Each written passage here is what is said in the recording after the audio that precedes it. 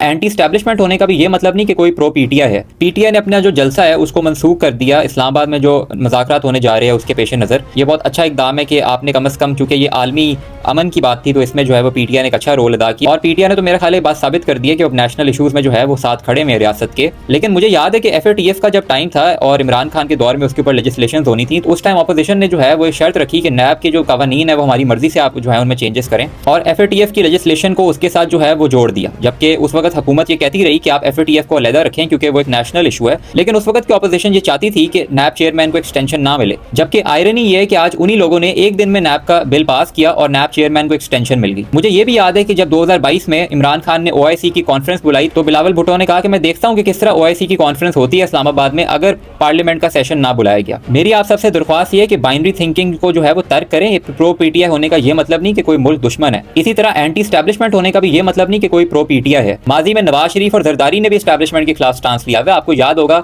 कि किसी army chief की जो है वो नवाज शरीफ के साथ नहीं बनी। आपको ये भी याद होगा कि 2020 के गुजरावाला जलसे में नवाज शरीफ ने नाम लेके जो है वो बाजवा और फैज हमीद को कसूरवार ठहराया अपनी हुकूमत गिराने का। कमर जावेद बाजवा साहब, आपने हमारी अच्छी भली चलती हुकूमत को रुखसत करवाया। और उसके बाद आपने ये भी देखा कि किस तरह वोट को इज्जत दोकर नारा निकाला उन्होंने, जो कि उन्होंने फिर खुद ही दफन कर दिया। आपको ये भी याद होगा कि जरदारी साहब ने जो है वो कहा था कि हम यहाँ पे सारी उम्र के लिए बैठे हुए हैं, जबकि आप लोग सिर्फ 3 साल के लिए आते हैं। आपके 3 साल रहना है, उसके बाद आपने चले जाना है, हमेशा के लिए हमने रहना है, तो हमें मत तंग करो। अगर हमें तंग करने की कोशिश की तो हम आपकी भी इंसेंट बजा देंगे। और आपको मरियम नवाज का खिलाई मखलूक वाला ट्वीट भी याद होगा। तो कहने का मकसद ये कि ये ठेका खाली पीटीआई या इमरान खान का नहीं है कि वो स्टेटस को के खिलाफ बात करें। ये उन सब लोगों का होना चाहिए जो पाकिस्तान में हकीकी जमहूरियत देखना चाहते हैं, और जो लोग पिछले 80 साल से इस मुल्क के ऊपर काबिज हुए हैं उनके खिलाफ आवाज उठाना सबका जो है फर्ज है। मौजूदा सूरत हाल से मैं फायदा उठा के सिर्फ आसिम मुनीर साहब से दरख्वास्त करना चाहता हूँ कि आपको तो आलमी मंजरनामे पे काफी पजीराई हासिल हो चुकी है, और अब मेरा नहीं ख्याल आपको इमरान खान से कोई इनसिक्योरिटी होनी चाहिए। आपके पास वैसे भी जो है वो इस्तिस्ना हासिल है। आप अगर कल को